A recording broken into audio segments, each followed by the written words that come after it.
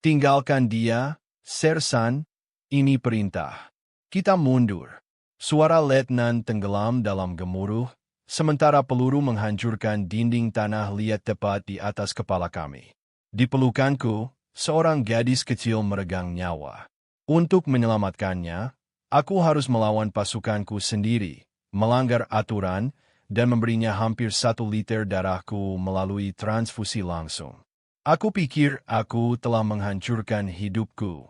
Tapi aku sama sekali tidak menyangka bahwa 15 tahun kemudian, perintah yang dilanggar ini akan kembali kepadaku dan kepada komandanku dengan cara yang mustahil untuk dipercaya. Menurutmu, apakah pantas menyelamatkan nyawa seorang anak dengan harga melanggar perintah? Tulis pendapatmu di kolom komentar sekarang juga. Topik ini berat, dan kita mulai. Semuanya bermula pada akhir Mei 1986. Sebuah provinsi di pedalaman.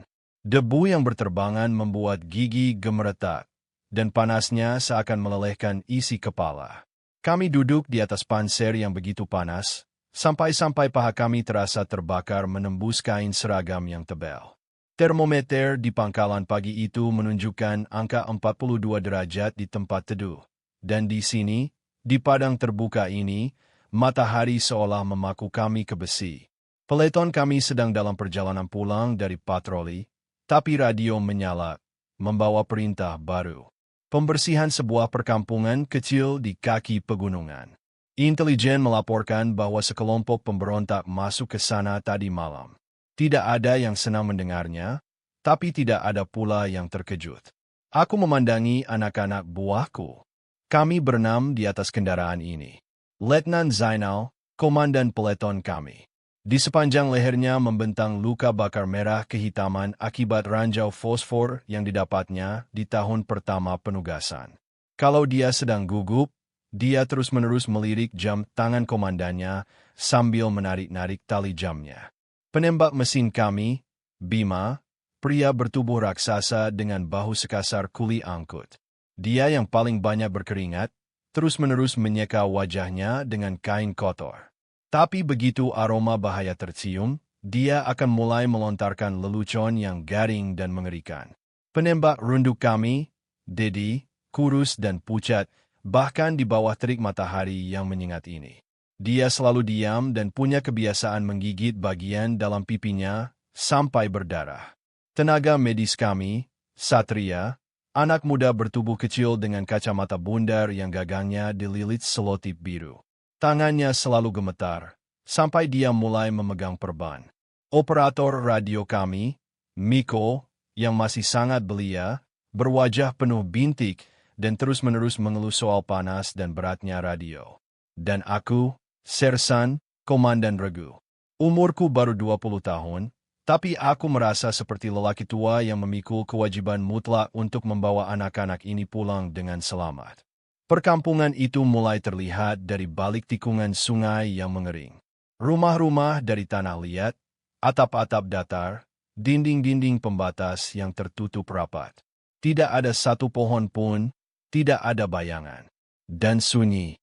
Bukan sunyi orang-orang yang sedang beristirahat, tapi sunyi yang mati dan pekat, sunyi yang membuat punggungmu merinding bahkan di tengah neraka bersuhu 40 derajat. Anjing-anjing tidak menggonggong, tidak ada perempuan di sumur. Kampung itu seolah mati, atau sedang bersembunyi. Okuat, turun, senjata siap, okuat, suara Zainal terdengar kering. Kami melompat ke dalam debu yang panas. Sepatu bot kami tenggelam dalam pasir kuning yang halus, membentuk formasi, dan mulai bergerak menuju rumah-rumah terluar. Udara bergetar karena hawa panas, tercium aroma tanah liat kering, kotoran kambing, dan entah kenapa, gula hangus. Kami memasuki gang sempit di antara dua tembok pembatas yang tinggi. Tempat yang sangat ideal untuk penyergapan. Aku berjalan di urutan kedua, tepat di belakang Dedi, mencengkeram senapan begitu erat sampai buku-buku jariku memutih. 20 menit dari sekarang, salah satu dari mereka tidak akan lagi bernyawa, dan hidupku akan terbelah selamanya menjadi sebelum dan sesudah. Benturan, suara lecutan tajam, mirip suara papan kayu kering yang patah. Dedi terhempas keras ke belakang. Helmnya terpental, bergemerincing menghantam batu. Dia ambruk ke tanah, menerbangkan kepulan debu. Awkward, kontak senjata. Jam 3, awkward, Zainal berteriak sambil menjatuhkan diri dengan satu lutut. Dan neraka pun pecah. Dari semua atap, dari celah-celah sempit di dinding tanah liat, senapan-senapan memuntahkan peluru. Udara dipenuhi suara desingan, pantulan peluru, dan bau mesiu yang terbakar. Bima menjatuhkan diri dengan perut menghadap tanah, membuka kaki senapan mesinnya, dan melepaskan tembakan panjang ke arah atap terdekat. Pecahan tanah liat berhamburan ke segala arah. Etkot, keskivi kotemtoth. Merapat ke tembok, okot. Aku menarik rompi taktis Miko dan menyentaknya masuk ke titik buta di bawah balkon yang menjorok. Peluru menghancurkan dinding hanya beberapa sentimeter dari kepala kami. Serpihan tanah liat berjatuhan masuk ke kerah bajuku. Miko berteriak ke mikrofon radio, meminta bantuan tembakan, tapi suaranya tenggelam dalam kebisingan. Satria merangkak ke arah Dedi, tapi Zainal menahan kakinya. Awkward, mati. Jangan ke sana, Awkward. Dari sisi kanan, peluncur granat menyalak. Proyektilnya melesat masuk ke halaman dalam rumah di seberang kami. Ledakan teredam. Dinding pembatas itu miring, lalu dengan suara berat runtuh ke dalam halaman, mengangkat pilar debu tebal yang tak tertembus pandangan. Awkward, Sersan, bawa Bima, serang dari sayap lewat celah itu, kuat. Aku mengangguk, menepuk bahu si penembak mesin. Kami berlari melintasi jalan tepat ketika debu sedikit mereda, menerobos masuk ke halaman yang hancur. Di sini tercium bau bahan peledak dan tanah segar. Rumah itu setengah hancur akibat ledakan. Balok-balok atap dari kayu menjuat dari balik reruntuhan batu bata tanah liat. Bima membidik ambang pintu. Aku bergerak menyusuri dinding yang runtuh, memeriksa setiap sudut. Dan saat itulah aku mendengarnya, suara tipis yang terputus-putus, mirip rintihan anak kucing. Aku membeku, mengangkat kepalan tangan. Pama berani bernapas. Suara itu berulang. Berasal dari bawah runtuhan di sudut halaman, tempat atap bangunan tambahan itu ambruk. Aku menurunkan moncong senapan ke dada, melangkah lebih dekat. Dari bawah tumpukan puing, menyembul sebuah kaki kecil bersandal penuh debu. Aku jatuh berlutut dan mulai menggali dengan tangan kosong. Batu bata tanah liat itu berat dan panas. Aku melemparnya satu persatu. Kuku jari telunjukku robek, tapi aku sama sekali tidak merasakan sakit. Di sekeliling kami tembakan masih bersahutan, tapi aku tidak peduli. Awkward, bantu aku. Bima melompat, menyandangkan senapan mesinnya ke punggung, lalu mencengkeram balok langit-langit berat yang menindih reruntuhan itu. Wajahnya memerah karena mengejan. Urat-urat di lehernya menonjol. Balok itu bergeser setengah meter. Itu sudah cukup. Aku menyelipkan tanganku ke dalam celah yang terbuka dan menariknya keluar. Seorang gadis kecil, sekitar 8 tahun, kurus, mengenakan pakaian tradisional kotor yang dulunya berwarna biru. Wajahnya tertutup debu abu-abu, dengan jejak air mata yang menembus kotoran di pipinya. Tapi yang paling mengerikan adalah sisi kanan tubuhnya. Serpihan peluru atau potongan besi telah mengoyaknya dengan parah. Tenaga hidupnya terkuras dengan cepat, meresap ke dalam tanah yang kering. Dia menatapku dengan mata hitam yang membesar karena teror, dan dia bahkan tidak menangis. Dia sama sekali tidak punya tenaga untuk menjerit. Awkward, Satria, ke sini, Awkward, teriakanku sampai membuat suaraku serak. Tenaga medis itu melesat masuk ke halaman, jatuh berlutut di sampingku. Tangannya gemetar. Dia merobek paket medis perorangan, mencoba menekan kain kasa ke luka itu. Darah merembes menembus perban hanya dalam hitungan detik. Awkward, Sersan, ini buruk. Aku tidak sanggup. Dia tidak akan bertahan, Awkward. Dia menatapku. Di kacamata berselotip birunya, terpantul langit asing yang tanpa ampun. Awkward, ikat. Tekan dengan tanganmu, Okot. Bima melompat menyusul di belakangku, menyapu atap-atap dengan rentetan panjang dari senapan mesinnya, melindungi punggungku. Aku mendengar peluru memecah tanah liat di sekitarku. Mendengar desingannya tepat di sebelah telingaku. Satu peluru lewat begitu dekat, sampai pipiku terasa panas. Aku terus berlari dan hanya menatap jalan berdebu di depanku. Gadis itu terkulai lemas di lenganku. Napasnya semakin pelan dan lemah. Panser sudah menunggu di balik tikungan. Pengemudi sudah menyalakan mesin. Kendaraan itu meraung, memuntahkan asap biru. Aku menaikkan gadis itu ke atas lapis baja, lalu melompat menyusul. Satria ikut beringsut naik, jari-jarinya langsung menekan luka anak itu. Okot, jalan, Okot. Panser itu melesat. Kami terguncang hebat di jalan berlubang, sampai gigi kami beradu. Aku menatap gadis itu. Matanya tergulung ke atas, bibirnya memutih, kebiruan. Bertahanlah, Kimahan bertahanlah. Kami tiba di rumah sakit lapangan dalam 20 menit. 20 menit terlama dalam hidupku. Aku melompat dari panser, menggendongnya, menerobos masuk ke tenda medis. Bau klorin, alkohol, dan nanah langsung menyengat hidung. Okot, dokter, Okot. Seorang dokter bedah keluar menyambut kami. Seorang mayor parubaya dengan wajah abu-abu yang lelah dan kantung mata yang tebal. Celemek bedah di atas seragamnya menyimpan jejak suram dari operasi-operasi sebelumnya. Dia melirik sekilas ke arah gadis itu. Okot, cepat, ke meja Okot. Aku meletakkannya di atas perlat. Mayor itu menggunting sisa pakaiannya, memeriksa lukanya. Luka serpihan yang parah, kerusakan organ dalam, tenaga hidupnya hampir habis. Okot, golongan darah.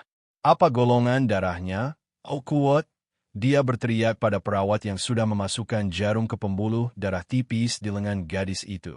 Okot, lakukan tes cepat, Okot. Detik-detik berlalu seperti berjam-jam. Aku berdiri di sudut tenda, mendekap tanganku yang berlumuran darah, dan tidak bisa memaksa diriku untuk keluar. Okot? O negatif, Okot. Suara perawat itu bergetar. Mayor itu mengumpat dengan kasar sampai aku tersentak. Okot, kita tidak punya stok O negatif. Kosong. Semuanya habis kemarin untuk korban dari peleton intai. Plasma tidak akan menyelamatkannya. Dia butuh sel darah merah. Dia akan mati dalam 10 menit, Okot. Keheningan menggantung di dalam tenda. Yang terdengar hanya dengungan generator diesel di luar. Mayor itu menurunkan tangannya, perawat memalingkan wajah. Gadis di atas meja itu sudah terlihat tidak bernyawa, dan saat itulah aku melangkah maju. Okot, Okot. Suaraku terdengar serak. Ikwat. Golongan darahku negatif, Ikwat. Mayor itu berbalik tajam, menatapku, menatap seragamku yang menggelap karena darah, menatap wajahku yang pucat karena kelelahan dan panas. Okot, Sersan, transfusi langsung dilarang oleh prosedur. Ini kondisi lapangan, risiko infeksi sangat tinggi, risiko untukmu juga. Besok kau harus kembali bertugas, Okot. Aku menggulung lengan bajuku.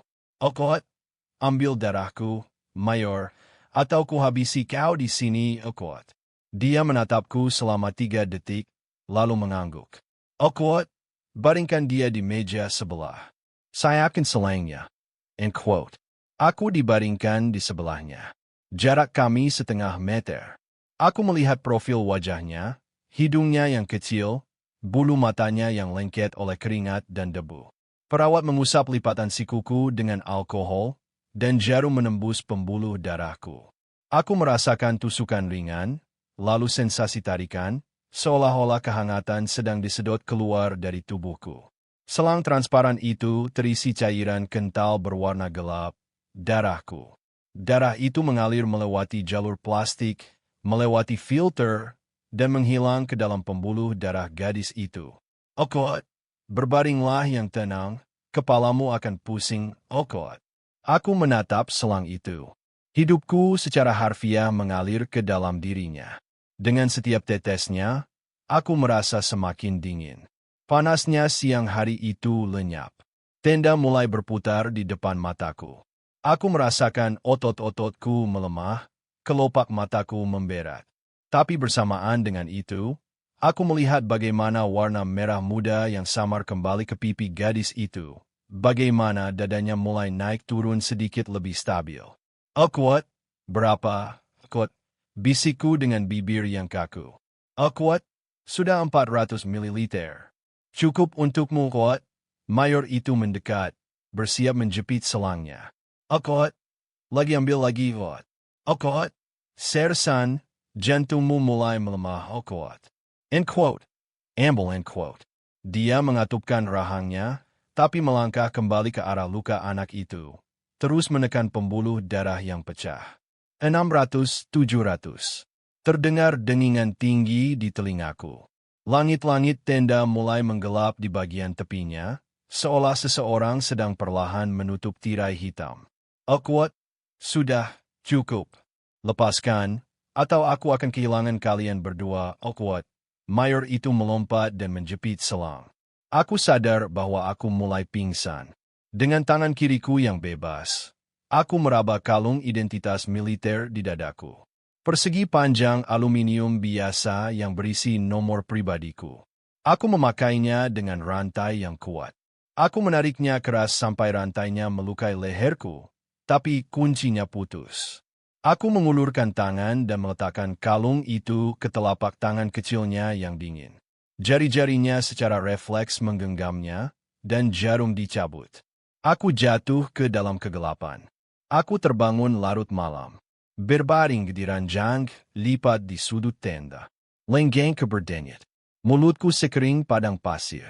Aku menoleh. Meja di sebelahku kosong. Perlaknya sudah dicuci bersih, seolah tidak pernah terjadi apa-apa. Satria duduk di bangku di sebelahku, sedang mengelap kacamatanya. Kuat, dia hidup, Kuat, tanyaku. Suaraku terdengar seperti gesekan pasir. Satria tersentak, memakai kacamatanya. Kuat, hidup, Sersan. Mayor sudah menghaitnya. Sore tadi helikopter datang menjemput pasien kritis. Dia dibawa ke ibu kota, ke rumah sakit pusat. Mayor bilang dia akan selamat, darahmu kuat, Kuat. Aku memejamkan mata. Di dalam diriku ada kekosongan mutlak. Tidak ada rasa takut, tidak ada rasa senang, hanya kelelahan yang pekat dan mendengung. Aku telah memberikan sebagian dari diriku, melanggar perintah, dan kehilangan satu prajurit di kampung itu. Dedi, si pendiam yang selalu menggigit pipinya sampai berdarah. Aku berbaring di kegelapan di bawah dengungan generator, dan belum tahu seberapa keras tindakan ini akan menghantamku ketika aku kembali ke negara yang nantinya tak lagi ada. Dan berapa lama aku harus membayar harga karena aku tetap hidup. Pagi harinya, tenda dipenuhi hawa panas yang menyesakkan. Aku membuka mata dan mencoba duduk. Lengan kananku yang ditusuk jarum merespons dengan rasa sakit yang tumpul dan menarik. Kepalaku berputar seolah aku baru saja dilempar ke dalam mesin pemusing. Aku menurunkan kakiku dari ranjang terpal ketika penutup tenda tiba-tiba disingkap. Letnan Zainal masuk. Seragamnya tertutup kerak garam keputihan dari keringat yang mengering. Dan bekas luka bakar di lehernya tampak hampir hitam. Dia berhenti 2 langkah dariku. Di matanya ada amarah yang begitu berat dan pekat, membuat udara di dalam tenda terasa semakin sesak. Kuat, kau sadar apa yang sudah kau lakukan, Sersan? Kuat, suaranya pelan, dan itu membuatnya lebih menakutkan daripada jika dia berteriak. Aku diam. Aku tahu aturannya. Meninggalkan posisi tanpa izin dalam pertempuran, pengadilan militer, batalion indisipliner. Dan itu adalah skenario terbaik. Kuat, gara-gara kau, kita kehilangan momentum. Gara-gara kau, penembak mesin tidak punya pelindung. Kau meninggalkan pasukanmu demi menyeret warga lokal. Kau menukar Neo Dedi dengannya, Kuat. Kuat, tidak benar. Dedi sudah tua sebelum aku menemukan gadis itu, Kuat. Zainal tahu itu sama baiknya denganku. Tapi dia butuh seseorang untuk menumpahkan kepahitan atas kehilangan ini. Dia butuh seseorang. Kalau kau sekarang menulis laporan tentang Sersan yang memberinya transfusi darah langsung ini, ceritanya akan sampai ke atas. Dan saat itu bukan dia, tapi kau yang harus menjelaskan kenapa kau memerintahkan untuk meninggalkan anak yang terluka. Jadi, Sersan ini mengalami gegar otak ringan, kehilangan banyak darah karena terserempet serpihan peluru, dan sekarang akan kembali bertugas. Ada pertanyaan, Klot. Zainal menatap mayor itu lama, lalu mengalihkan pandangannya kepadaku. Amarah di matanya digantikan oleh keputusasaan yang tak berdaya. Keputusasaan seorang pria yang tahu bahwa dia telah kalah. Dia mengangguk singkat, berbalik, dan keluar menuju cahaya matahari yang menyilaukan. Mayor itu mendekatiku, melempar sebungkus vitamin ke atas ranjang. Oh kuat, minum ini, makan daging kalau kau bisa temukan. Kau harus memulihkan diri. Dan ingat, Sersan, kau melakukan hal yang benar. Tapi dalam perang, tindakan yang benar seringkali dibayar dengan harga yang paling mahal. Oh kuat, dia terdiam, menghisap rokoknya, lalu menambahkan dengan suara lebih pelan. Oh kuat, tindakan yang benar harganya lebih mahal. Hanya saja tagihannya tidak datang langsung. Oh kuat. Aku kembali ke peleton 3 hari kemudian. Tidak ada yang bertanya apa-apa. Bima hanya menepuk bahuku yang sehat. Saking kerasnya aku hampir jatuh. Sementara Satria diam-diam menyodorkan Feldplas berisi air bersih. Kami terus menginjak debu, melakukan patroli, mengawal konvo, tapi sesuatu telah patah. Sesuatu di dalam diriku retak dan tidak pernah menyatu lagi. Posisi Dedi digantikan oleh anak baru, masih sangat hijau, yang selalu tersentak setiap mendengar suara sekecil apapun. Dan aku semakin sering mendapati diriku menatap kampung-kampung lokal, tidak lagi memikirkan penyergapan, melainkan memikirkan berapa banyak lagi anak-anak yang bersembunyi di sana di bawah reruntuhan tanah liat. Perangku berakhir pada November 1986, 2 bulan sebelum masa tugasku selesai. Kami sedang mengawal konvo truk tangki melewati celah pegunungan. Jalanan itu hanyalah pita sempit yang terjepit di antara tebing batu terjal dan jurang. Aku duduk di atas panser terdepan. Udara sangat dingin. Angin es yang menusuk menembus jaket tebalku sampai ke tulang. Aku tidak mengingat ledakannya sendiri, aku tidak melihat kilatannya. Hanya saja, dalam sepersekian detik, dunia berhenti ada. Gunung di sebelah kanan tiba-tiba melompat ke arahku. Dinding udara yang keras dan tanpa ampun menghantam dadaku dengan kekuatan yang begitu dahsyat, sampai-sampai aku merasa tulang rusukku diremukan oleh mesin pres yang tak tertahankan. Aku terlempar dari panser seperti boneka kain. Aku melayang di ruang hampa, lalu punggungku bertemu dengan bebatuan tajam di tepi jalan. Selanjutnya hanya ada kegelapan, yang sesekali dirobek oleh kilatan rasa sakit. Aku tidak mendengar teriakan, tidak mendengar tembakan. Jeneng telenggak kepeka, di dalam rongga dadaku, timah panas seolah tumpah dan menyebar. Nanti, ketika di rumah sakit militer, para dokter mengatakan bahwa gelombang kejut dari ranjau itu menyebabkan trauma dada tertutup yang sangat parah. Gegar organ yang dahsyat, memar jantung, pergeseran organ dalam. Aku selamat hanya karena Bima, mempertaruhkan nyawanya sendiri, menarikku keluar dari baku tembak dan melemparkanku ke ambulans. Bima lagi-lagi dia memanggul seseorang, sementara yang lain menempelkan tubuh ke bebatuan. Aku diberhentikan dari militer secara penuh. Pada tahun 1987, aku pulang ke rumah, ke sebuah kota industri yang abu-abu dan tertutup salju basah. Umurku 21 tahun, medali di dada, uban di pelipis, dan jantung yang sekarang berdetak tak beraturan, berhenti sejenak setiap kali aku mencoba menarik napas dalam. Negara menyambut kami dengan ketidakpedulian. Tidak ada orkestra, tidak ada pidato. Aku ingat hari pertamaku di rumah. Aku masuk ke toko kelontong dengan seragam lapanganku yang sudah pudar. Di balik meja kasir berdiri seorang wanita bertubuh besar dengan rambut keriting. Dia melirik medaliku, lalu menatap wajah pucatku, dan di matanya tidak ada rasa hormat, tidak ada kebanggaan, hanya kekesalan yang melelahkan. Awkward, lihat apa? Sosis habis, gula habis. Antre di belakang, pahlawan kuat. Aku berbalik dan keluar. Hari itu aku menyadari hal yang paling penting. Kami telah meninggalkan masa muda kami, darah kami, dan teman-teman kami di padang pasir asing demi negara yang sama sekali tidak membutuhkan kami. Lalu Tabala, Iranian. Negara tempatku bersumpah setia, hancur begitu saja. Menguap seperti asap dari rokok murahan. Kemarin kami adalah veteran, meski dilupakan, dan hari ini kami menjadi pengingat hidup dari perang yang kalah oleh kekaisaran yang tak lagi ada. Pabrik-pabrik tutup satu persatu. Para insinyur beralih profesi menjual jaket impor di pasar loa. Guru-guru mengepel lantai, dan aku, dengan ijazah sekolah yang tak tamat dan gegar organ ini, pergi bekerja sebagai kuli angkut di gudang grosir makanan. Gudang itu adalah bangunan beton raksasa yang dingin di pinggiran kota. Angin berhembus menembusnya sepanjang tahun, dan di musim dingin, suhu di dalam sama dengan di luar, minus 20 derajat. Kami membongkar muatan truk berisi tepung, gula, dan beras. Karung-karung seberat 50 kilogram, 8, 10, 12 jam sehari. Punggung basah kuyup, jari-jari kaku tak bisa diluruskan, dan di dada, setiap kali aku mengangkat beban, ada rasa sakit tumpul yang sudah akrab menyapa.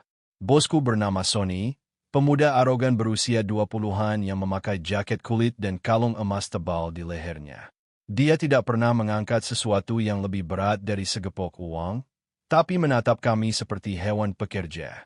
Awkward, gerak cepat, veteran, awkward, teriaknya, berdiri di peron bongkar muat sambil merokok. Awkward, kau dibayar untuk apa? Untuk medali besimu itu? Ayo, jangan sampai tulang punggungmu patah, awkward. Aku diam. Aku memanggul karung gula sedingin es dan sekeras batu itu ke pundakku dan membawanya ke dalam gudang. Dengan setiap langkah, jantungku menghitung ritme mengerikannya sendiri. Detak, jeda, detak. Rasa sakitnya menjalar ke tulang belikat kiri, menarik leherku. Trauma akibat ledakan ranjau itu tidak pernah hilang.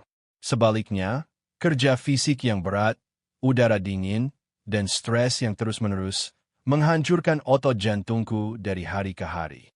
Secara diam-diam, sistematis.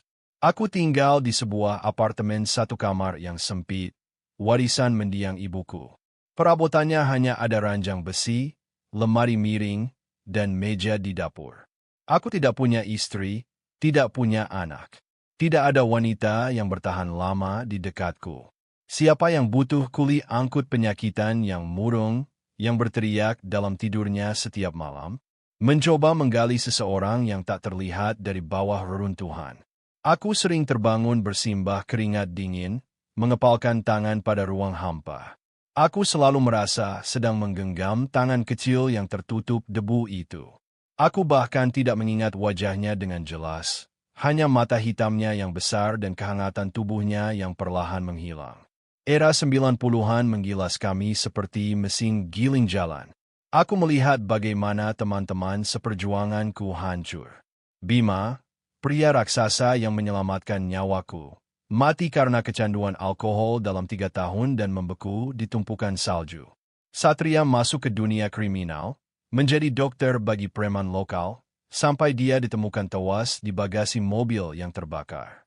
Kami selamat dari perang, tapi masa damai membunuh kami jauh lebih cepat, tanpa peluru, tanpa ranjau, hanya dengan keputusasaan. Aku bertahan hanya dengan keras kepala. Sifat keras kepala yang sama yang membuatku menyuruh komandanku persetan dan menyeret gadis itu di bawah hujan peluru. Aku bangun setiap pagi jam 5, minum teh tawar, menelan pil penurun tekanan darah murahan yang sudah lama berhenti bekerja, dan pergi ke gudang. Menjelang tahun 1999, kondisiku memburuk drastis. Kejadiannya di bulan November. Kami sedang membongkar truk berisi ikan beku. Blok-blok seberat 30 kilogram. Lisin, tertutup bunga es. Aku mengangkat satu blok, melangkah di atas peron yang membeku, dan tiba-tiba dunia kehilangan warnanya. Semuanya menjadi abu-abu, tidak perlu lagi terbangun tengah malam kuat. Tapi aku tidak mati. Para dokter di rumah sakit darurat menarikku dari ambang kematian. Ketika aku sadar di ruang itu, seorang kardiolog parubaya berdiri di atasku. Dia menatap rekam medisku lama sekali, lalu mengangkat pandangannya kepadaku. "Oh kuat, saya tidak tahu bagaimana Anda bisa berjalan selama ini, Arya." "Oh kuat," suaranya lelah, datar. "Oh kuat, Anda mengalami gagal jantung yang sangat parah. Katup jantung Anda sudah haus. Ini efek dari trauma lama ditambah beban fisik yang luar biasa. Fraksi ejeksi Anda 15% dari normal 60. Jantung Anda nyaris tidak memompa darah kuat." Aku menatap dinding keramik putih di belakangnya. "Oh kuat, berapa lama lagi waktuku?" "Oh kuat." Dokter itu menghela napas, melepas kacamatanya, memijat pangkal hidungnya. "Kuat, sebulan, mungkin 2 bulan, itu pun kalau Anda berbaring dan tidak bergerak. Anda butuh operasi yang sangat kompleks. Penggantian katap, bypass. Di provinsi ini, operasi semacam itu hanya dilakukan di satu klinik, dan itu pun pakai kuota yang sekarang sedang kosong. Dan kalau bayar mandiri, what?" Dia menyebutkan sebuah angka. Aku bahkan tidak repot-repot mengingatnya. Itu jauh lebih besar dari gajiku sebagai kuli angkut selama 100 tahun. Uang dari dunia lain. Dunia di mana orang-orang mengendarai mobil mewah, tinggal di rumah hangat, dan tidak tahu bau ikan beku yang bercampur dengan solar. End quote. Paham, end quote, kataku. "Alkot, pulangkan saja Selkot." Dia mencoba berdebat, berbicara tentang terapi pemeliharaan, tentang infus, tapi aku bersikeras. Apa gunanya berbaring di bangsal pemerintah dan menunggu sampai mesinku berhenti selamanya? Aku kembali ke apartemenku yang dingin. Masih ada sedikit tabungan yang kusembunyikan di bawah kasur. Cukup untuk beli mie instan, teh, dan obat pereda nyeri. Selama beberapa bulan, aku tidak pernah keluar rumah. Aku tidak punya tenaga. Pergi ke dapur untuk mengambil air saja sudah menjadi ujian berat. Aku berjalan merambat di dinding, berhenti setiap satu langkah untuk mengatur napas. Hari-hari melebur menjadi satu garis abu-abu yang tak berujung. Di luar jendela salju turun, lalu mencair, lalu turun lagi. Tahun 2000 tiba, lalu 2001. Aku melampaui prediksi dokter selama setahun penuh. Tampaknya jantungku yang keras kepala menolak untuk menyerah begitu saja, bahkan ketika aku sendiri sudah menyerah. Tapi batas kekuatanku sudah hampir habis. Pada Oktober 2001, aku jatuh pingsan di dapur. Aku terbangun karena tetangga di bawah, seorang pensiunan tua, mendobrak pintuku bersama polisi. Aku lupa mematikan keran, dan air merembes ke langit-langit apartemennya. Aku kembali dibawa ambulans, kali ini ke pusat kardiologi provinsi. Bukan untuk diobati, hanya diletakkan di bangsal untuk pasien yang tak punya harapan hidup, agar aku tidak mati sendirian di atas lantai linoleum yang kotor. Dan di sanalah aku berbaring, di bangsal kumuh berisi 4 orang. Pasien silih berganti. Ada yang pulang dengan kaki sendiri, ada yang dibawa pergi di atas berangkar dengan wajah tertutup kain, dan aku hanya menatap langit-langit. Umurku 35 tahun. Hidup telah melesat melewatiku, hanya menyisakan rasa sakit, bekas luka, dan kekosongan. Aku tidak menyesali apapun. Aku hanya lelah. Tidak ada amarah pada negara, tidak ada dendam pada Sony, tidak ada kesedihan atas mimpi yang tak terwujud. Aku menerima akhir hidupku sama seperti aku dulu menerima perintah komandan. Dengan tenang, pasrah. Aku tidak tahu bahwa tepat pada saat itu, saat aku menghitung retakan di plester langit-langit, di ruang dokter satu lantai di bawahku, seorang ahli bedah wanita muda sedang memeriksa daftar pasien. Aku tidak tahu bahwa dia dibesarkan di keluarga seorang dokter militer yang dulu mengoperasi korban luka di rumah sakit pusat. Aku tidak tahu bahwa dia lulus dari Fakultas Kedokteran dengan predikat cum laude untuk menyelamatkan orang, sama seperti dia dulu diselamatkan. Aku hanya menunggu kegelapan. Namun alih-alih kegelapan, pintu terbuka, dan dia melangkah masuk ke bangsal. Cahaya dari lorong menyilaukan mataku. Aku menyipitkan mata.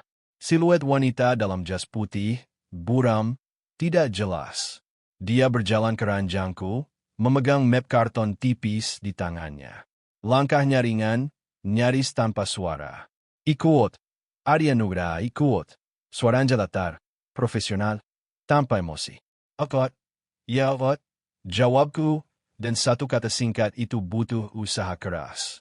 Aku kekurangan oksigen bahkan untuk sekadar mengeluarkan suara. Dia membuka map itu, matanya menyusuri baris-baris kalimat. Akut. Masuk dengan gagal jantung akut. Fraksi ejeksi 15%. Kondisi kritis, akuat. Dia mengucapkan itu bukan untukku, melainkan untuk menegaskan fakta pada dirinya sendiri. Aku menatapnya dari bawah ke atas. Masih muda, sekitar 23 tahun. Rambut gelapnya disenggol rapi. Fitur wajahnya halus, bukan wajah penduduk lokal. Mata berbentuk almond, tulang pipi tinggi. Ada sesuatu yang rapuh sekaligus sekeras baja dalam dirinya. Okuat, saya dokter yang menangani Anda, Dokter Bedah Aisyah Sudirman, Okuat. Dia mengangkat pandangannya kepadaku, dan pada saat itulah matanya tertuju pada lengan kananku yang tergeletak di atas selimut abu-abu rumah sakit. Dari pergelangan tangan sampai siku, membentang bekas luka robek yang dalam. Jejak dari serpihan peluru yang menyerempetku di kampung berdebu itu, saat aku berlari menuju panser dengan anak bersimbah darah di pelukanku. Bekas luka itu jelek, berwarna putih, mirip ulat gemuk yang menancap di kulit. Luka yang tak mungkin salah dikenali. Dokter Aisyah membeku.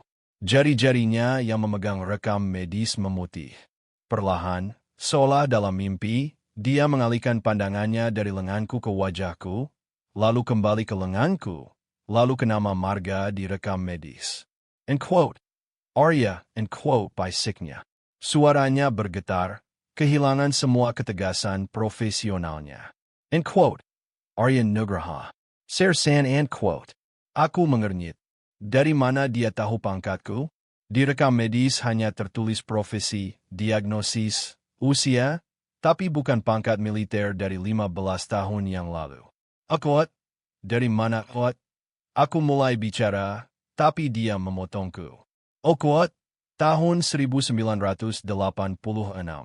Rumah sakit lapangan Akuat? Dia mundur selangkah. Map itu terlepas dari tangannya dan jatuh berdebum ke lantai linoleum. Curtis berserakan. Dokter Aisyah mengangkat tangannya ke wajah, menutup mulutnya dengan telapak tangan. Bahunya bergetar, dan wanita yang tegas serta percaya diri ini, ahli bedah di Pusat Kardiologi Provinsi, menangis sejadi-jadinya sampai-sampai pasien di ranjang sebelah, seorang lelaki tua penderita iskemia, ketakutan dan setengah duduk bersandar pada sikunya. Aku menatapnya, dan di kepalaku, perlahan, diiringi derit kesadaran, potongan-potongan teka-teki itu mulai menyatu. Aisyah, fitur wajah non-lokal, dokter militer yang mengadopsi anak. Anak perempuan dengan lambung kanan robek dan golongan darah O negatif. Anak yang kubawa melintasi jalanan yang dihujani peluru. Aku mencoba duduk. Jantungku langsung menghantam tulang rusuk seperti palu godam yang tumpul. Pandanganku menggelap. Kuat, berbaring, segera berbaring, oh kuat. Dia bergegas ke arahku, melupakan air matanya, melupakan rekam medis yang berserakan. Tangannya memegang bahuku, dengan lembut namun tak terbantahkan menekanku kembali ke bantal. Oh kuat, Anda tidak boleh bergerak. Sama sekali tidak boleh kuat. Dia bernapas berat, menatapku dari atas ke bawah. Air mata mengalir di pipinya, meninggalkan jejak basah. Okot, ini Anda Okot, bisiknya. Okot, ini benar-benar Anda. Saya mencari Anda. Ayah angkat saya mencari Anda lewat arsip militer. Tapi setelah kekacauan tahun 90-an, datanya hilang. Sebagian arsip terbakar. Sebagian hilang begitu saja. Kami hanya tahu nama, pangkat Anda, dan bahwa Anda berasal dari Oakwood. Jangan menangis, Pak Arya. Kumohon jangan menangis. Anda tidak boleh emosi. Oakwood. Dia mengusap bahuku, menyeka air matanya sendiri dengan punggung tangannya. Oakwood. Saya akan menyelamatkan Anda, dengar? Saya akan menarik Anda keluar, seperti Anda menarik saya waktu itu, Oakwood. Aku menggelengkan kepala. Oakwood, aku tidak punya uang, Aisyah, sepeser pun tidak. Ini sudah akhirnya, Oakwood. Dia menegakkan tubuh. Air matanya lenyap. Tatapannya menjadi keras, fokus. Oakwood, uang bukan urusan Anda. Urusan Anda adalah bertahan hidup sampai besok pagi. Besok saya akan mengoperasi Anda, Oakwood. Dia tidak bertanya, dia menegaskan. Suaranya tidak bergetar. Oakwood, kuota penuh. Antrean sampai setengah tahun ke depan, Oakwood. Oakwood, saya tahu cara kerja sistem ini, Pak Arya, dan saya tahu cara menerobosnya. Ayah angkat saya adalah kepala bedah jantung di Jakarta. Dia akan terbang malam ini. Kami berdua akan mengoperasi Anda. Gratis. Atas indikasi darurat. Oakwood. Dia membungkuk, memungut kertas-kertas rekam medis yang berserakan di lantai. Oakwood. Tidak ada yang berani protes. Dan kalau mereka berani, saya akan membuat keributan besar sampai mereka semua menyesal, Oakwood. Aku menatapnya dan melihat gadis kecil yang sama. Gadis yang tidak menjerit kesakitan ketika tubuhnya dirobek serpihan peluru. Rasa haus akan hidup yang sama keras kepalanya, yang menolak membiarkannya mati di usia 8 tahun. Kini, energi itu bekerja untukku. Malam itu juga aku dipindahkan ke ICU, disambungkan ke monitor, dipasangi infus. Selalu ada perawat di ruangan itu. Mereka sibuk memeriksa tekanan darah dan denyut nadiku setiap 15 menit. Aisyah masuk setiap jam, pucat, sangat fokus, tanpa bayangan keraguan sedikit pun di wajahnya. Oakwood, ayah sudah berangkat, dia akan tiba 4 jam lagi, Oakwood, katanya di tengah malam, berdiri di samping ranjangku. Oakwood, saya ingin Anda tahu, ini operasi yang sangat kompleks, risikonya sangat besar. Jantung Anda sangat lemah. Kami akan mengganti katupnya, memasang bypass. Tapi jaminan saya tidak bisa memberikan jaminan, Oakwood. Oakwood, aku tahu, Oakwood. Bisikku. Oakwood, aku tidak takut, Aisyah. Aku sudah lama tidak takut, Oakwood. Dia menjenggong tenggangku. Jari-jarinya terasa hangat dan kuat. Oakwood, saya yang takut untuk kita berdua, Oakwood. Pukul 3 pagi, pintu ICU terbuka. Masuklah seorang pria tinggi berambut perak dengan postur tegap militer, seorang kolonel medis purnawirawan.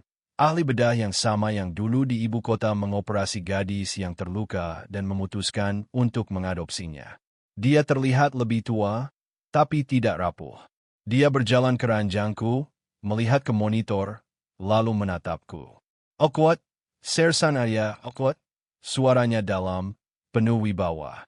Oakwood, siap, Oakwood. Jawabku hanya dengan gerakan bibir. Dia meletakkan tangannya yang berat di bahuku.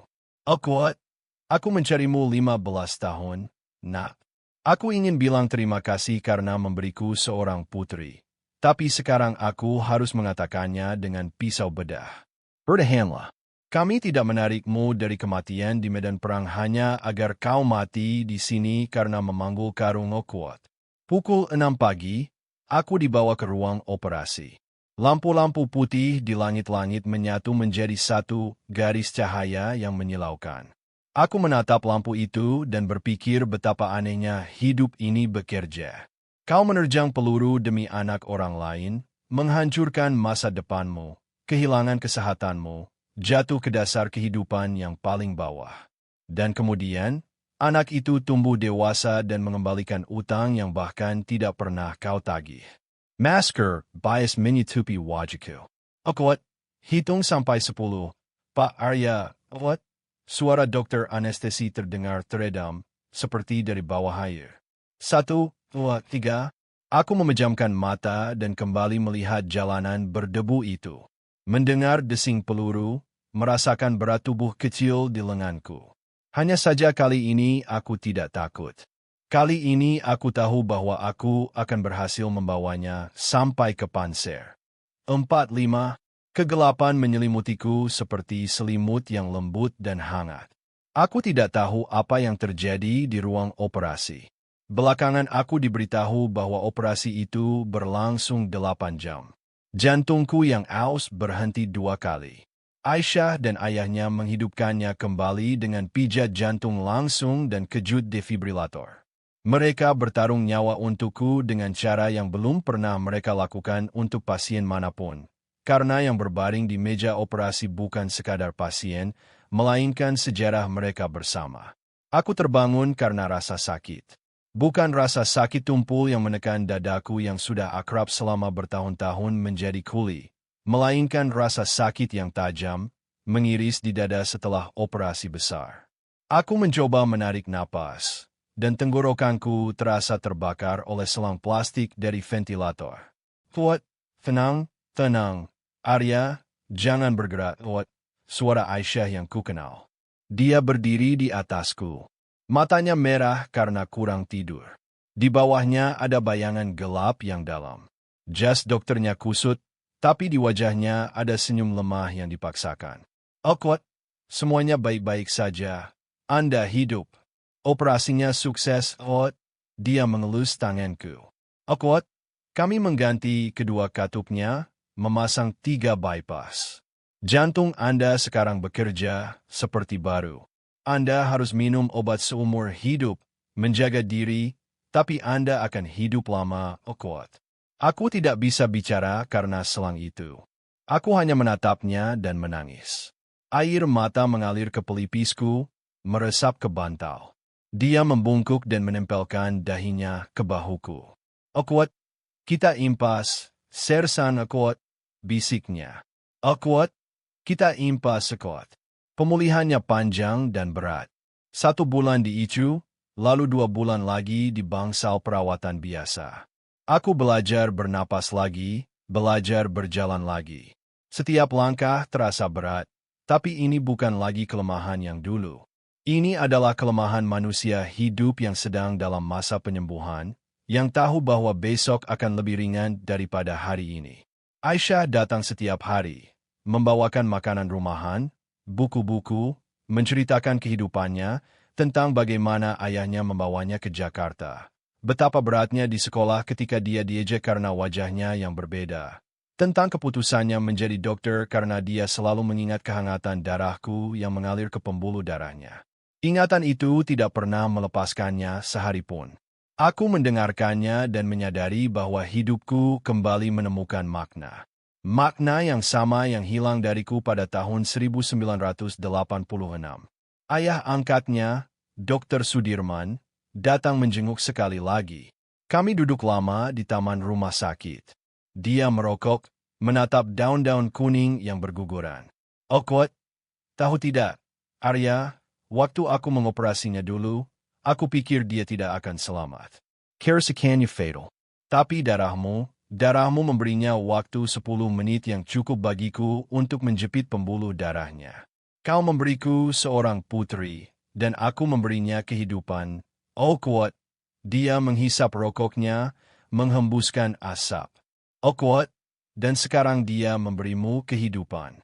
Lingkaran yang tertutup, bumerang, sebut saja sesukamu, Kuat. Aku menatap tanganku, pada bekas luka serpihan peluru, pada jari-jariku yang pucat dan kurus yang tidak akan pernah lagi memanggul karung es berisi ikan. Kuat, apa yang harus kulakukan sekarang, dokter? Kuat, tanyaku. Kuat, umurku 35, aku tidak punya keahlian. Kesehatanku tidak memungkinkan untuk kerja fisik. Aku kosong, Kuat. Jia tersenyum sinis. Kosong? Kau bodoh, Arya. Kau manusia paling kaya yang pernah kukenal. Kau punya kesempatan kedua. Dan kesempatan kedua adalah sesuatu yang rela dibayar orang dengan apa saja. Soal pekerjaan, kita akan carikan.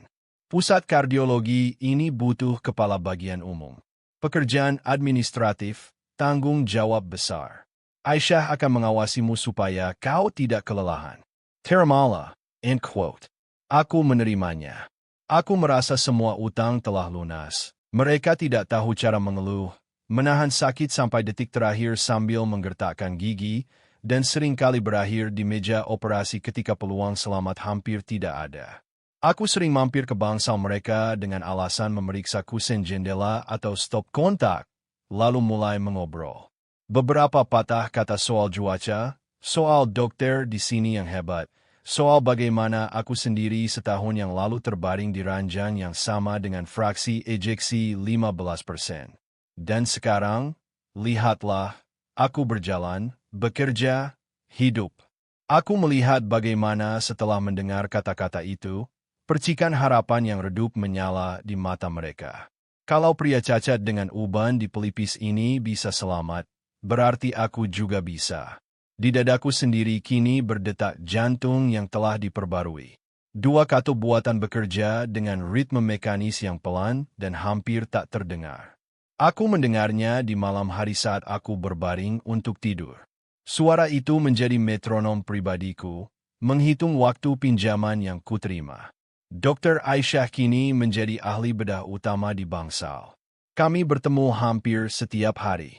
Kadang berpapasan di kantin, kadang dia mampir ke ruanganku untuk minum teh di sela-sela jadwal operasi. Kami jarang membicarakan masa lalu. Semuanya sudah dikatakan. Ada ikatan di antara kami yang tidak perlu dijelaskan dengan kata-kata. Aku melihat bagaimana dia menyelamatkan orang-orang, bagaimana jari-jarinya yang ramping dan yakin bekerja di atas rongga dada yang terbuka, dan aku merasakan kebanggaan yang diam. Semuanya berubah di akhir bulan November. Hawa dingin pertama yang sangat menusuk melanda kota. Kota ini terbungkus lapisan es yang kotor. Langit turun begitu rendah, menekan atap-atap gedung dengan beban seberat timah. Hari Selasa itu, aku dipanggil ke bangsal nomor 14 di lantai 2. Kepala perawat mengeluh bahwa katup radiator pemanas macet, dan ruangan menjadi sangat dingin. Aku mengambil kotak perkakas dan naik. Bangsal nomor 14 adalah ruang untuk pasien kritis yang menunggu operasi darurat. Aku membuka pintu pelan-pelan agar tidak mengganggu pasien. Ruangan itu berbau keringat apek, tembakau murah yang menempel di kulit, dan rasa asam pahit yang selalu mengiringi penyakit berat. Di ranjang paling dekat dengan jendela, terbungkus 2 lapis selimut rumah sakit, terbaring seorang pria. Aku mendekati radiator, berlutut, dan mengeluarkan kunci Inggris. Katup itu benar-benar berkarat dan macet total. Aku mulai memutarnya hati-hati, berusaha tidak berisik. Pria di ranjang itu menarik napas dengan berat dan berderak. Napasnya tersengal, seperti ada cairan yang mendidih. Tanda pasti bahwa paru-parunya mulai terendam cairan akibat gagal jantung. Aku secara refleks menoleh. Wajah kurus dan tirus, rambut putih yang berantakan, kulit berwarna abu-abu kekuningan seperti tanah. Kerutan dalam mengukir dahi dan pipinya. Pria itu sedang tidur, meringis kesakitan setiap kali menarik napas. Kerah piyama rumah sakitnya tersingkap, memperlihatkan lehernya. Tanganku yang memegang kunci Inggris membeku di udara. Melintasi leher pria ini, dari tulang selangkah hingga ke cuping telinga, membentang bekas luka tua berwarna merah kehitaman dengan tepi yang tidak rata dan berbenjol-benjol. Bekas luka bakar akibat ranjau fosfor. Bekas luka seperti itu mustahil salah dikenali. Aku melihatnya setiap hari selama setengah tahun di tahun 1986. Aku melihat bagaimana jakun bergerak naik turun di bawah jaringan parut itu saat pemiliknya berteriak memberikan perintah di bawah hujan tembakan.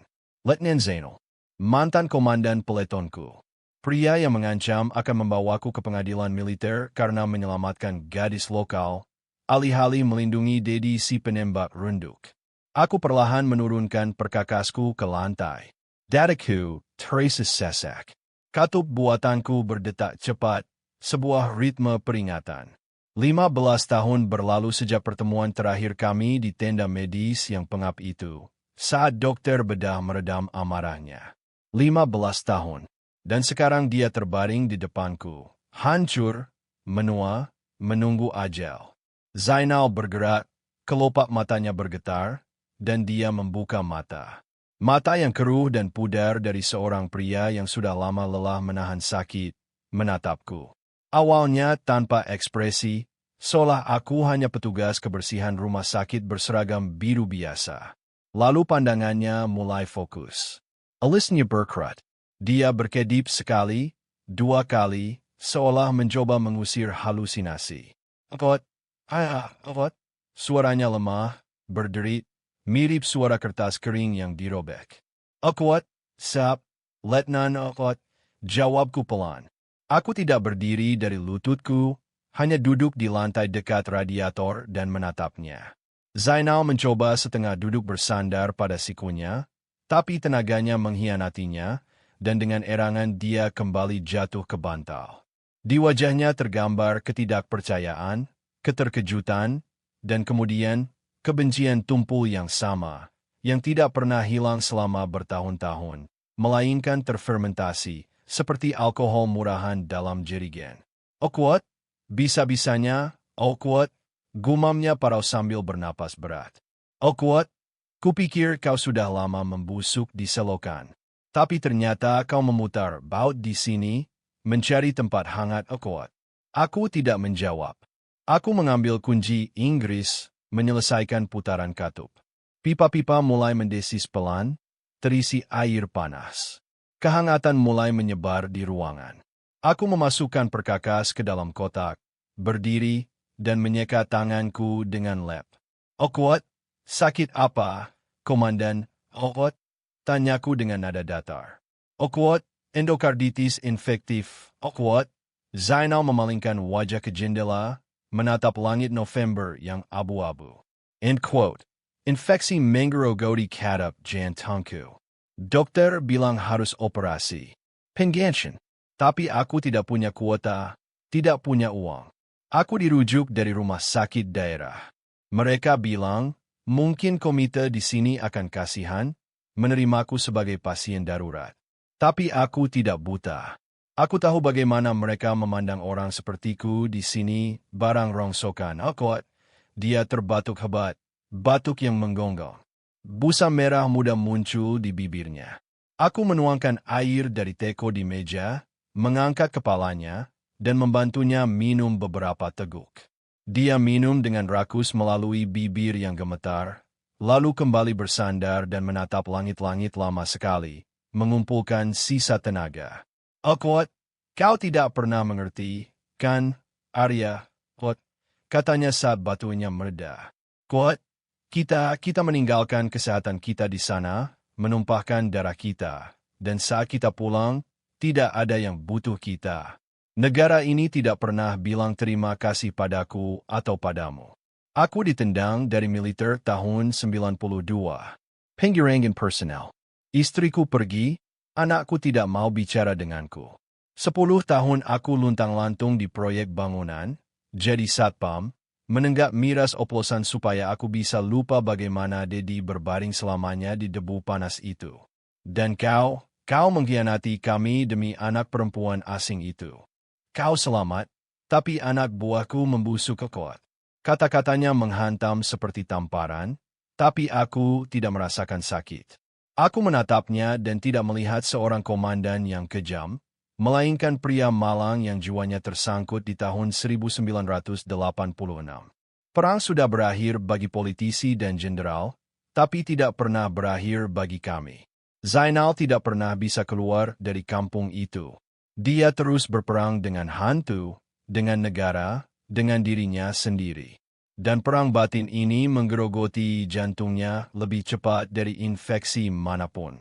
Kuat, deditea seketika kuat. Valapku tenang. Oh kuat, aku tidak bisa menyelamatkannya, tapi anak itu bisa. Dan aku tidak menyesali apapun, Komandan. Kalau aku harus memilih lagi, aku akan melakukan hal yang sama. Kuat. Zainal mencibir, seringai marah yang tak berdaya. Kuat, Arya si orang suci. Pergi sana, putar bautmu. Aku tidak butuh belas kasihanmu. Biar mereka membedah orang lain. Aku sudah selesai hidup kuat. Aku diam-diam mengambil kotak perkakas dan keluar dari bangsal. Di lorong, aku bersandar pada dinding yang sejuk dan memejamkan mata. Saya tidak bisa membiarkannya mati di lorong kuat. Dia mengucapkan itu dengan keyakinan tulus yang membuat napasku tercekat. Dia tidak tahu. Dia sama sekali tidak tahu siapa yang terbaring di bangsal 14. Di rekam medis tidak tertulis bahwa pria ini, 15 tahun lalu, memerintahkan untuk membiarkannya mati di bawah reruntuhan.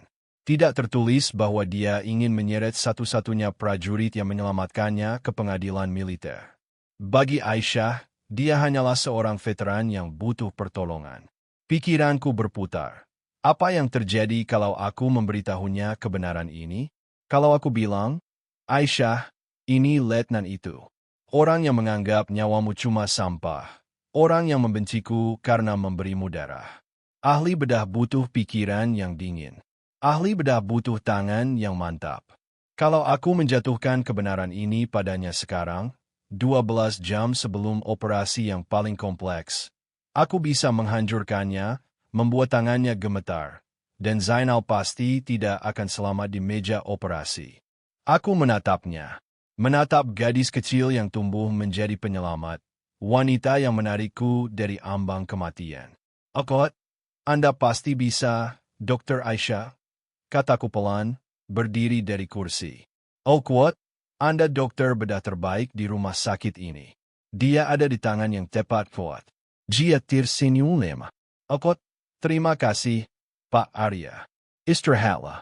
Besok akan jadi hari yang panjang kuat. Aku keluar dari ruangan itu, membawa rahasia ini seperti batu yang berat. Keputusannya sudah kubuat. Aku tidak akan memberitahunya. Biarkan dia melakukan pekerjaannya, biarkan dia menyelamatkannya tanpa mengetahui kebenarannya.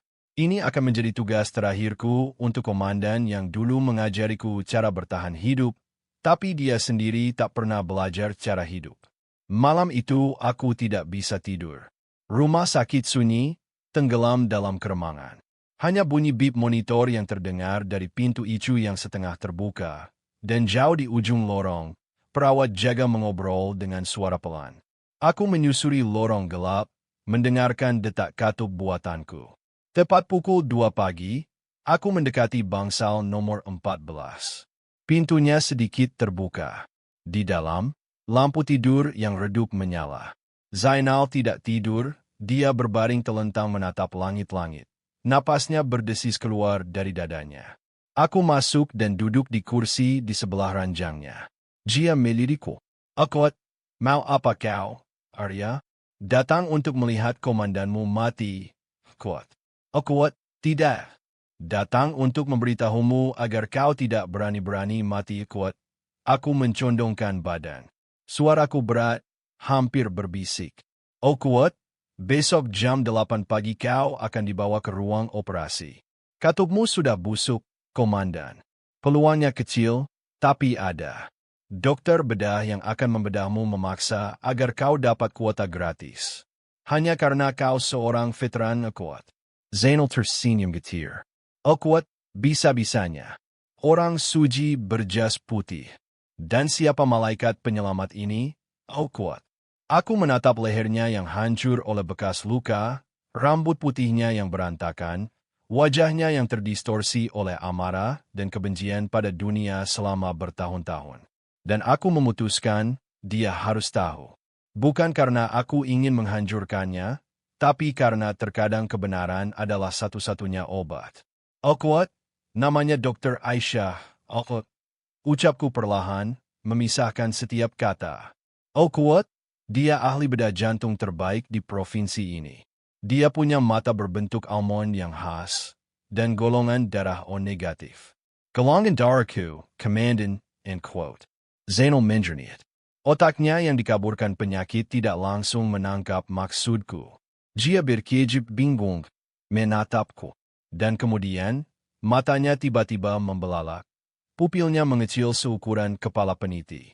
Dia mencoba menarik napas, tapi tersedak udara. Tangannya, yang dipenuhi urat biru menonjol, secara refleks mencengkeram tepi selimut. Tidak kuat, rintihnya. Kuat? Tidak mungkin. Kuat? Mungkin. Aku tidak pernah membuang muka. Dia adalah gadis kecil dari kampung itu. Gadis yang kau perintahkan untuk kutinggalkan di tanah berdebu. Gadis yang membuatmu ingin menyeretku ke pengadilan militer. Dia diadopsi oleh kolonel medis dari Jakarta. Dia besar, sekolah kedokteran, dan bekerja di sini. Setahun yang lalu dia menarikku dari ambang kematian lewat operasi yang rumit. Dan besok pagi, dia akan menyelamatkanmu, kuat. Zainal menggelengkan kepala. Wajahnya berkerat. Teror, bercampur dengan guncangan batin yang tak tertampung di dadanya. Kuat, Jia. Dia tahu, bisiknya. Bibirnya bergetar, sangat hebat sampai kata-katanya hampir tak terdengar. Tidak. Kataku. Kuat, dia tidak tahu. Di laporannya, kau hanya veteran bernama Zainal. Dia tidak ingat wajahmu, tidak tahu nama belakangmu. Baginya, kau adalah manusia yang nyawanya wajib dia selamatkan. Aku tidak memberitahunya apa-apa, karena ahli bedah butuh tangan yang mantap kuat. Zainal menutup wajahnya dengan tangan yang bergetar. Kesunyian di bangsal itu menjadi sangat memekakan telinga. Aku hanya mendengar desis napasnya yang terputus-putus dan dengungan pipa di dinding. Semua baju besi sinisme dan kekejaman yang dia bangun di sekelilingnya selama 15 tahun, hancur berkeping-keping dalam 1 menit. Pria yang merasa bahwa dunia tidak adil padanya, kini berhadapan dengan keadilan yang sama sekali tidak siap dia terima. Kuat, untuk apa? Kuat, kerangnya tertahan dari balik jari-jarinya. Untuk apa semua ini, Arya? Lebih baik aku mati di proyek bangunan itu. Kenapa kau memberitahuku? Kuat. Agar kau mengerti, Komandan Kuat, aku berdiri dari kursi. Suaraku tegas dan dingin. Kuat, perang sudah selesai. Kita tidak mengkhianati siapapun. Kita hanya berusaha tetap menjadi manusia di tengah neraka. Dan fakta bahwa besok kau akan berbaring di meja operasi di bawah pisau bedahnya, itu bukan hukuman. Itu kesempatanmu untuk memaafkan dirimu sendiri, bertahan hidup, dan memulai semuanya dari awal. Bukan demi aku, bukan demi dia, tapi demi dirimu sendiri. Kuat. Aku berbalik dan berjalan menuju pintu. Tepat di ambang pintu, aku berhenti dan menoleh. Letnan Zainal, komandan yang keras, veteran yang hancur, berbaring di ranjang rumah sakit dan menangis. Air mata mengalir di kerutan wajahnya yang dalam, meresap ke janggut putihnya. Aku keluar ke lorong gelap, menutup pintu perlahan. Di dadaku, jantung buatanku berdetak stabil dan kuat. Besok akan jadi hari yang panjang. Pukul 8 pagi. Lorong lantai 2 bermandikan cahaya abu-abu redup di pagi bulan November. Cahaya itu nyaris tak mampu menembus jendela tinggi. Brankar beroda meluncur mulus di atas linoleum yang aus. 2 perawat mendorong Zainal menuju blok operasi. Aku berdiri menempel ke dinding, mendekap map faktur di dadaku, melihatnya melintas. Wajahnya seputih kapas, menyatu dengan warna spray rumah sakit. Matanya terbuka. Dia tidak menatap langit-langit seperti kebanyakan pasien sebelum dibius total. Matanya mengkeraku. Ketika Brankar itu sejajar denganku, Zainal memutar kepalanya sedikit. Di matanya yang pudar, tidak ada lagi amarah. Ada sesuatu yang lain, sebuah pemahaman, mungkin. Dia mengangguk samar kepadaku. Aku membalas anggukannya. Tanpa kata. Semua kata sudah habis tadi malam. Pintu blok operasi terbuka dengan desisan pelan, menelan Brankar itu, lalu tertutup kembali. Di atas pintu, lampu indikator merah menyala. Operasi dimulai. Aku kembali ke ruanganku di lantai 1, duduk di meja, dan mencoba fokus pada tumpukan kertas. Tagihan tabung oksigen, jadwal penggantian lampu di bangsal penyakit dalam, rutinitas yang biasanya menenangkanku. Tapi barisan huruf itu mengabur di mataku. Di dalam diriku, menghitung detik demi detik, dua kata buatan berdetik pelan, metronom pribadiku. Aku memejamkan mata dan kembali berada di sana, di tahun 1986.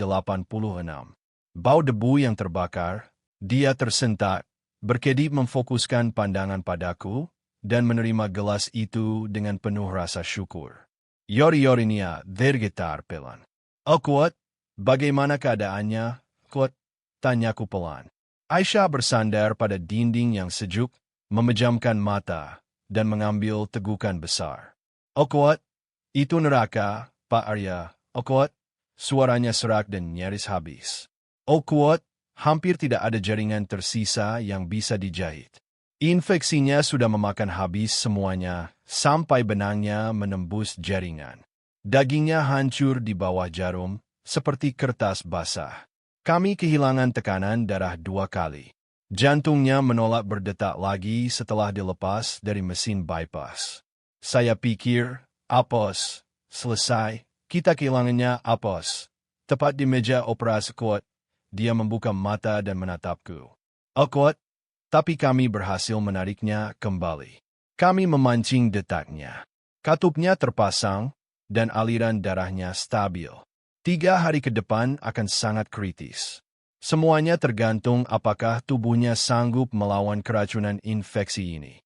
Tapi secara bedah, saya sudah melakukan semua yang saya bisa. Dia akan hidup kuat." Aku menghembuskan napas panjang. Ketegangan yang mencekik leherku sepanjang hari perlahan mengendur. "Oh kuat, Anda hebat, Dr. Aisyah kuat." Dia menggelengkan kepala, menghabiskan kopinya. "Oh kuat, tidak ada keajaiban. Yang ada hanya keras kepala. Pulang gelap, Pak Arya. Jam kerja Anda sudah lama selesai kuat." 3 hari pertama, Zainal berada di ICU, menyeimbangkan diri di atas garis tipis antara hidup dan mati. Infeksinya melawan balik, suhunya tertahan di angka 40 derajat, mesin-mesin bernapas untuknya. Aisyah nyaris tidak pulang, tidur di sofa sempit di ruang dokter, memeriksa monitor setiap jam. Aku melihat bagaimana dia menguras tenaganya sendiri, bagaimana tulang pipinya makin menonjol dan bayangan hitam di bawah matanya makin dalam. Dia bertarung nyawa demi prajurit tua yang tak dibutuhkan siapa-siapa ini, dengan determinasi buas yang sama seperti saat dia bertarung demi nyawaku. Pada hari keempat, masa kritis berlalu. Suhu tubuhnya turun, Zainal mulai bernapas sendiri. Pada hari kelima, dia dipindahkan kembali ke bangsal 14. Aku mampir menjenguknya sehari setelah dia dipindahkan, dengan alasan memeriksa pengatur suhu radiator. Ruangan itu sunyi. Zainal berbaring di bantal yang ditinggikan, pucat, sangat kurus, sampai-sampai tulang pipinya yang terbungkus kulit terlihat transparan. Selang infos menyulur ke skivi ke tangannya. Dia membuka mata saat aku masuk, dan menatapku lama. "Kuat, hidup, kuat," kataku, berhenti di ujung ranjang. "Kuat, hidup kuat," jawabnya, seperti gema. Suaranya lemah, tapi tidak ada lagi bunyi parau yang mengerikan itu. Napasnya stable. Katup buatan di dalam dadanya bekerja, sama presisinya dengan milikku. 2 mekanisme yang berdetik di sudut ruangan yang berbeda. Dia menoleh ke jendela. Di balik kaca, salju tebal berguguran, menutupi kota yang kotor dengan selimut putih bersih. "Oh kuat, aku terus memikirkan apa yang kau katakan malam itu, Arya kuat," ucap Zainal lambat-lambat. "Oh kuat, memikirkannya selama aku berbaring di kegelapan ini. Aku pikir itu halusinasi, igauan karena demam, bahwa kau sengaja ingin menghancurkan mentalku sebelum operasi. Lalu, saat aku sadar di ICU, dia berdiri di atasku, memeriksa infus. Aku menatap wajahnya, matanya, dan aku tahu kau tidak berbohong. Itu memang dia, oh kuat," dia menelan ludah. Jakunya bergerak di bawah bekas luka bakar yang tua. "Kuat, Jia. Dia masih tidak tahu apa-apa, kan, kuat?" "Kuat, tidak tahu kuat," jawabku. "Kuat, dan tidak akan tahu. Aku sudah janji padamu. Kau dapat kesempatan kedua, Komandan. Kenakanlah, end quote. Zainal memejamkan mata. Dadanya naik turun dengan berat. Akuat, tidak kuat, katanya pelan tapi tegas. Akuat, tidak bisa begitu. Kalau aku diam sekarang, kalau aku membawa rahasia ini sampai mati, aku akan membusuk dari dalam. Katuku baru, tapi jiwaku tua. Aku hidup 15 tahun dengan kebusukan ini, Arya. Aku tidak mau lagi, Okuat. Aku mengernyit, melangkah lebih dekat ke ranjang. Okuat, jangan macam-macam, Zainal. Jangan bebankan ini padanya. Dia dokter bedah. Dia menyelamatkanmu. Buat apa dia tahu bahwa dia menyelamatkan orang yang pernah menjatuhkan vonis mati padanya? Kau akan menghancurkannya, Okuat. Okuat, aku tidak akan menghancurkannya, Okuat. Dia menatap lurus ke mataku. Okuat, dia lebih kuat dari kita berdua digabungkan. Aku melihat bagaimana dia bekerja. Aku harus memberitahunya, kalau tidak, keselamatanku ini tidak ada artinya, Okuat. Pada saat itu, pintu bangsal terbuka tanpa suara. Dokter Aisyah masuk dengan jas putih bersih, stetoskop melingkar di lehernya. Dia tersenyum padaku, lalu berjalan ke ranjang Zainal, mengambil rekam medisnya dari meja nakas. Akuat, selamat pagi, Pak Arya. Selamat pagi, pasien. Bagaimana perasaan kita hari ini? Sesaknya sudah berkurang, kuat. Dia mengambil stetoskop dengan gerakan luwes yang sudah jadi kebiasaan, memasang penyumbat telinganya. Zainal menatapnya dari bawah ke atas. Aku berdiri di dekat jendela, merasakan keringat dingin merayap di punggungku. Aku ingin menyela, mengalihkan pembicaraan soal pipa, cuaca, apa saja. Tapi Zainal mengangkat tangannya yang lemah dan penuh bekas suntikan, dengan lembut menyingkirkan stetoskop itu dari dadanya. Aisyah membeku karena terkejut. Oh kuat, dokter kuat, suara Zainal bergetar, tapi dia memaksa dirinya bicara dengan jelas. Oh kuat, Anda tidak lahir di Indonesia, kan? Kuat. Aisyah mengernyit, melempar pandangan bingung padaku, lalu kembali pada pasiennya. Oh kuat, ya, saya lahir di zona konflik. Saya diadopsi tahun 1986. Kenapa Anda bertanya, Kuat? Zainal menarik napas dengan gemetar. Matanya dipenuhi air mata. Dia tidak mengalihkan pandangannya dari wajah Aisyah. Kuat, sebuah provinsi pedalaman, musim semi. Pembersihan perkampungan. Anda berbaring di bawah reruntuhan rumah tanah liat. Sisi kanan tubuh Anda roboh. Aisyah pucat pasi, mundur setengah langkah. Stetoskop terlepas dari jari-jarinya dan menggantung di lehernya. Dia menatapku dengan syok. Aku berdiri diam, menundukkan kepala. Akuat, dari mana Anda tahu itu? Akuat, bisiknya. Akuat, karena saya ada di sana. Akuat, Zainal meremas ujung selimut sampai buku jarinya memutih. Akuat, saya komandan peleton itu. Letnan Zainal. Saya yang memimpin penyergapan. Dan ketika Sersan Arya menemukan Anda di bawah puing-puing, ketika dia mencoba menarik Anda keluar, saya memerintahkannya untuk meninggalkan Anda, kuat. Keheningan di bangsal itu begitu pekat sampai aku bisa mendengar angin memukul kaca jendela. Aisyah berdiri tak bergerak. Darah sepenuhnya terkuras dari wajahnya. Dia menatap pria tua di ranjang itu, dan di matanya terpantul runtuhnya sebuah dunia. Oh kuat, saya memerintahkannya membiarkan Anda mati, oh kuat. Lanjut Zainal, dan air mata mengalir di pipinya. Oh kuat, kami sedang baku tembak. Kami kehilangan penembak runduk. Bagi saya, Anda hanyalah warga lokal, beban. Saya mengancam Arya dengan pengadilan militer karena dia membawa Anda ke Panser. Kalau dia mendengarkan saya, hari ini Anda tidak akan ada. Anda akan mati kehabisan darah di debu itu. Dan sekarang Anda berdiri di atasku dengan pisau bedah. Anda menarik saya dari kematian. Saya, orang yang akan membunuh Anda hanya dengan satu perintah, kuat. Dia memalingkan wajah ke dinding. Bahunya bergetar karena isakan tanpa suara. Oh kuat, maafkan saya. Kalau Anda bisa, maafkan saya. Selama 15 tahun saya membenci Arya karena dia memilih menjadi manusia, sementara saya tidak. Selama 15 tahun, cepat sembuh, besok pagi perawat akan datang mengganti infus kuat. Dia berbalik dan keluar dari ruangan. Pintu tertutup pelan di belakangnya. Aku berjalan ke ranjang. Zainal berbaring menatap langit-langit. Wajahnya basah oleh air mata, tapi otot-ototnya rileks. Ketegangan yang dibawanya selama bertahun-tahun telah lenyap. Dia terlihat tua, sakit, namun untuk pertama kalinya dalam 15 tahun dia bebas. Seolah-olah bukan hanya katup jantungnya yang rusak yang diangkat, tapi sesuatu yang lain. Sesuatu yang menekan dadanya lebih kuat dari penyakit manapun.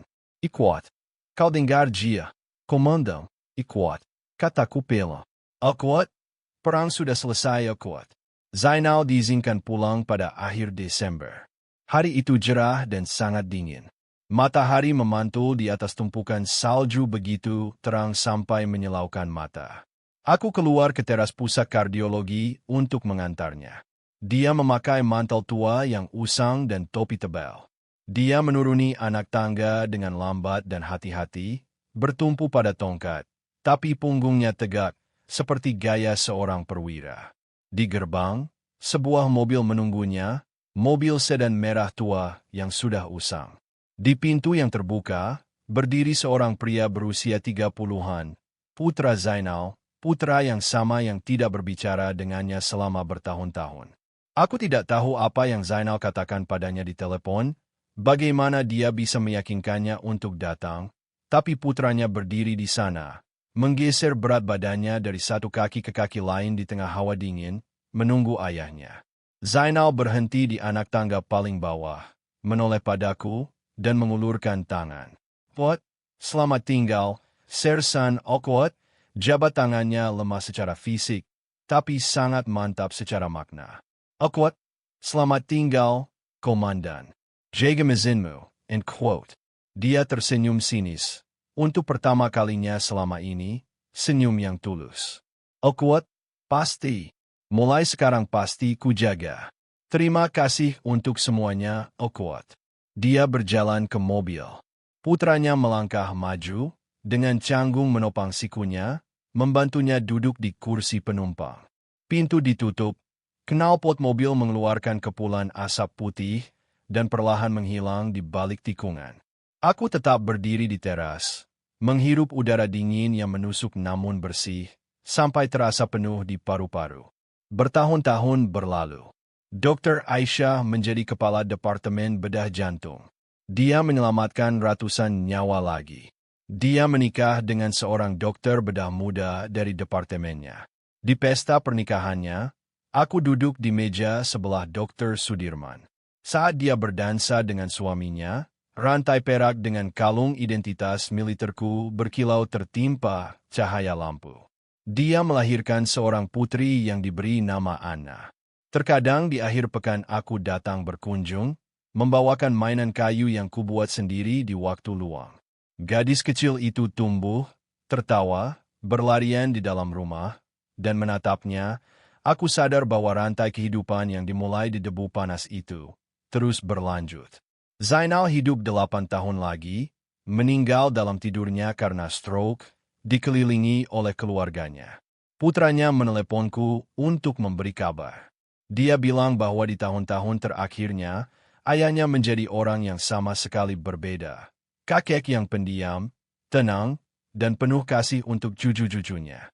Dia tidak pernah lagi minum alkohol dan tidak pernah lagi mengingat perang dengan amarah.